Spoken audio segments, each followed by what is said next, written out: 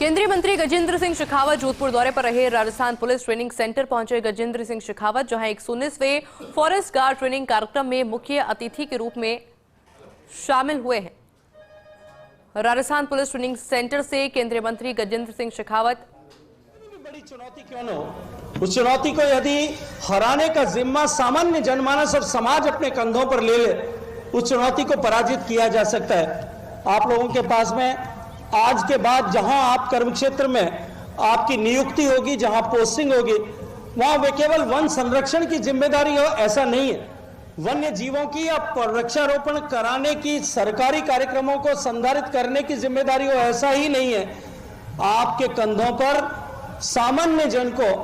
वनारोपण के लिए, वृक्षारोपण के लिए, वनों के संरक्षण के लिए, वन्य जीवों के संरक्षण के लिए उनमें जन जागरण का भाव पैदा करना, यह भी आपकी जिम्मेदारी का हिस्सा होगा। सरकार ने जिस तरह से माननीय प्रधानमंत्री जी के नेतृत्व में पिछले 10 साल में 13 करोड़ उज्ज्वला के गैस कनेक्शन दिए, उसके कारण से भी भारत के वनों पर कटाई का जो दबाव ईंधन के लिए था वो धीरे धीरे कम होता हुआ आज प्रतीत होता है।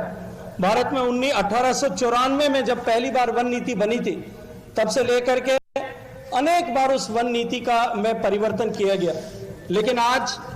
भी हमारे सामने चुनौतियां खड़ी है। कटाई के चलते हुए, चराई के चलते हुए, ज़ूम एग्रीकल्चर के चलते हुए, अर्बनाइजेशन और इंडस्ट्रियलाइजेशन के चलते हुए, बढ़ते हुए जनसंख्या के दबाव के चलते हुए,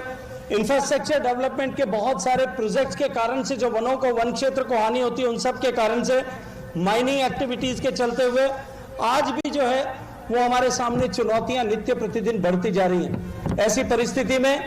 जब हमारा देश अमृत काल में प्रवेश कर चुका है और माननीय प्रधानमंत्री जी का ये संकल्प कि हम भारत को विकसित भारत 2047 में जब देश आजादी की 100वीं जयंती मनाएगा तब तक बनाएंगे, उस संकल्प को सिद्ध करने के लिए हम सब के पास में एक महती जिम्मेदारी है,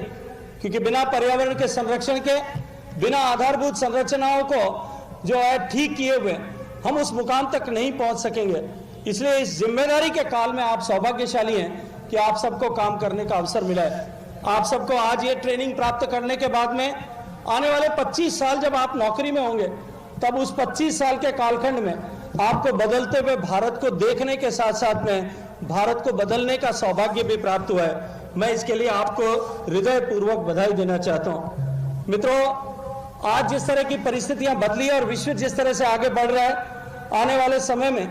रोड साइड अफॉरेस्टेशन, जो सड़कों के किनारे पे खाली जगह पड़ी हैं, उनके साथ साथ में जितने भी हमारे रिवराइन स्ट्रक्चर्स हैं, जितने भी हमारे नदी बेसिन हैं, उन सब के कैचमेंट एरिया पे भी गंभीरता के साथ में अफॉरेस्टेशन और प्लांटेशन की कार्रवाइयों को गति प्रदान करने का जो है समय आया है। मुझे माननीय प्रधानमंत्री जी के आशीर्वाद से पिछले 5 साल तक जल शक्ति मंत्री के नाते काम करने का सौभाग्यपूर्ण अवसर मिला था, और उस कालखंड में जब गंगा के संरक्षण की,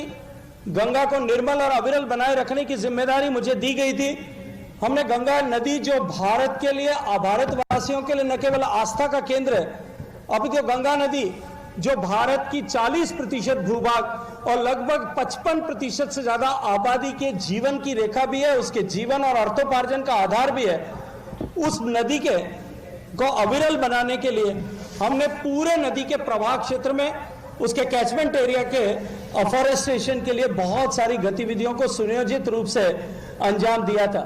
और उसका परिणाम पिछले 10 साल में जिस तरह से काम हुआ, उसका परिणाम अब गंगा नदी के जल प्रवाह पर और जल की गुणवत्ता दोनों में स्पष्ट रूप से दिखाई देता है।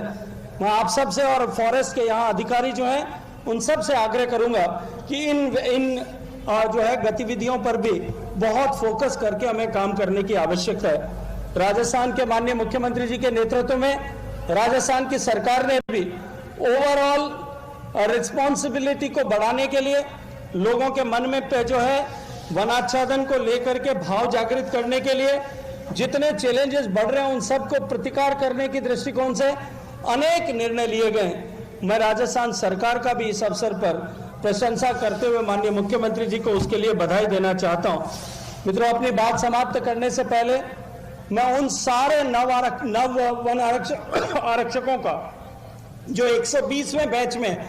आज से ट्रेनिंग करने के लिए यहाँ इस सुरम्य परिसर में आए हैं, निश्चित ही वो इस भव्य परेड के साक्षी बने होंगे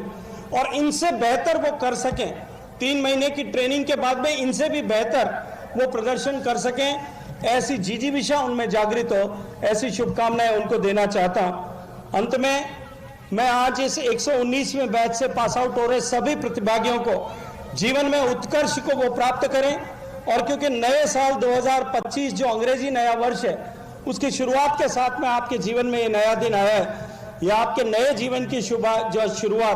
आपके लिए यशस्वी हो, आपके उत्कर्ष का कारक बने। इस सब के लिए आपको शुभकामनाएं देते हुए मैं एक बार फिर आरपीटीसी परिवार के सभी लोगों को बहुत सारी बधाई और धन्यवाद देना चाहता हूं।